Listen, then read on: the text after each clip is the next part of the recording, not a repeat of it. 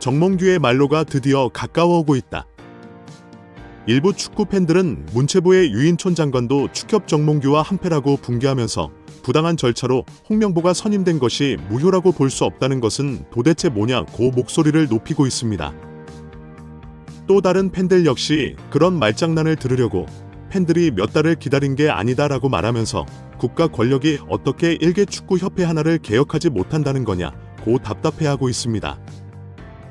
일부 전문가들은 최후의 발악을 해도 정몽규는 축구협회에서 끌려 내려올 수밖에 없다고 말하면서 유인촌 장관이 회심의 미소를 짓고 있는 이유는 파이프의 특별 지시 때문이라고 주장해 많은 팬들의 궁금증을 자아내고 있습니다. 도대체 어떤 상황인지 더 스포츠가 자세히 알아보겠습니다. 축구 팬들은 민족적 반대에 직면한 상황에서도 버티고 뻔뻔하게 직무를 수행하는 이유를 정말 모르겠다는 분위기입니다. 이들은 이어 국가 권력이 나서서 국회에 불려가 현안 질의를 당하며 감독 선임 과정에서 절차상 하자가 있다는 것이 만천하에 드러났음에도 불구하고 정몽규는 사임을 하지 않고 홍명보 역시 10월 매치를 치른다. 정말 분통이 터지는데 어째서 문체부는 손을 놓고 쳐다만 보는 것이냐고 성토하는 상황입니다. 2013년 대한축구협회 제52대 회장으로 취임한 정몽규 회장은 재선과 3선을 거쳐 12년째 축협의 우두머리로 군림하고 있습니다. 그는 이전 프로축구연맹 총재로 있으면서 좋은 평가를 받은 데 이어 축협 회장 부임 첫 해인 2013년에 피파 U-20 월드컵을 유치하는 등 성과를 냈기에 축구 행정가로서 나쁘지 않은 길을 걷는 듯했습니다. 하지만 절대 권력은 부패한다는 말처럼 정 회장의 임기가 길어짐에 따라 축협은 회장 중심의 제왕적 운영으로 굴러가게 되었습니다. 그 상징적인 사건이 대중 앞에 제대로 모습을 드러낸 시기는 2023년 3월이었습니다. 축구협회가 서울 월드컵 경기장 회의실에서 이사회를 열고 징계 중인 축구인 100명에 대해 사면 조치를 의결한 것이 그 파장이 일파만파로 번져나간 사건입니다. 사면 대상자는 각종 비위 행위로 징계를 받고 있는 전 현직 선수, 지도자, 심판, 단체 임원 등이었고 그 중에는 지난 2011년 프로축구 승부조작으로 제명된 선수 48명도 포함되어 있었습니다. 축구협회의 헛발질은 엄청난 파문을 일으켰고 축구협회는 역대 가장 강력한 역풍을 맞았습니다. 결국 정몽규 대한축구협회장도 버틸 수 없을 정도였고 축구협회는 부회장과 이사진 총사퇴를 한다고 공식 보도자료를 통해 발표했는데요. 하지만 축구협회는 한 달 만에 일괄 사퇴를 일부 사퇴로 축소하며 입장을 바꾸고 팬들을 향해 거짓말을 했습니다. 그 당시 축구협회는 길부 위원장의 경우 임명된 지 2달 만에 사퇴를 하게 돼서 본인의 영향을 펼칠 기회가 사실상 없었다는 점을 고려했다며 또 몇몇 부회장은 업무의 연속성을 고려해 유임하는 것이 좋다고 판단했다. 255명을 다 바꿔야 변화가 있다는 것은 지나치지 않은가 생각한다. 그분들이 사면에 직접 관여했거나 건의한 분도 아니다라고 말했습니다. 정 회장의 면죄부를 받은 7인 중 6인은 최영일 부회장, 이석재 부회장, 정혜성 대외위원장, 마이클 밀러 국가대표 전력강화위원장, 이임생 기술발전위원장, 서동원 의무위원장입니다.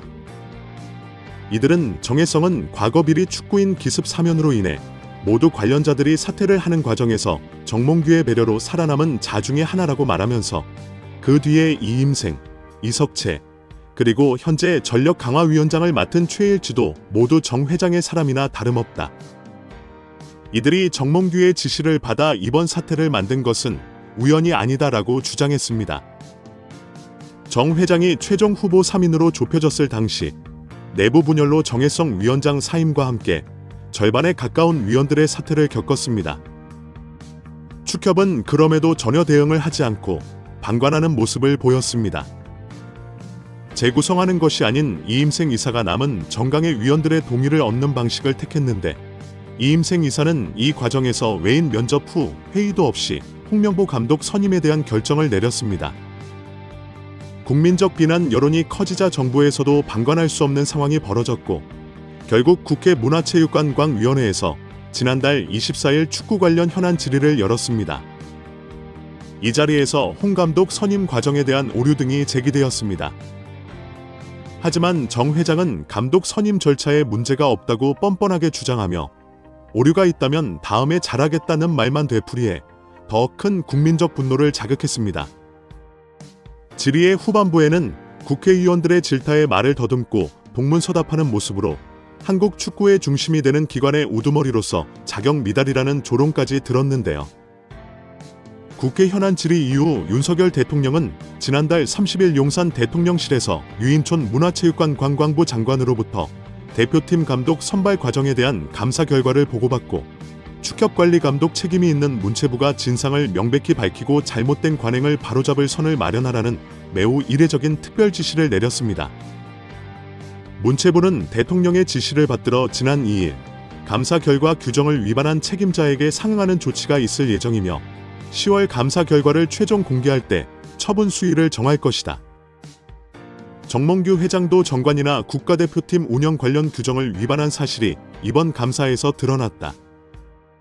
아직 끝나지 않은 다른 감사 사항도 있기 때문에 종합적으로 검토해 10월 말에 정 회장에 대한 처분을 요구할 계획이라고 밝혔습니다.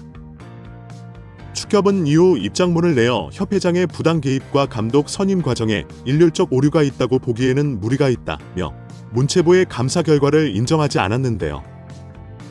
게다가 최근에는 피파의 경고 공문을 보도자료로 배포해 정부가 정치적 개입을 하는 경우 대한민국 축협에 징계를 내려 국제대회 출전권을 박탈할 수 있다고 국민과 정부를 협박하는 간 큰 모습을 보였습니다. 이런 축협의 태도를 보며 많은 축구 팬들은 정말 대한민국 정부의 힘으로 일개 스포츠 단체의 비리를 바로잡지 못하고 회장 하나를 끌어내리지 못하는 거냐고 어이없어하며 월드컵에 영원히 나가지 못해도 좋다.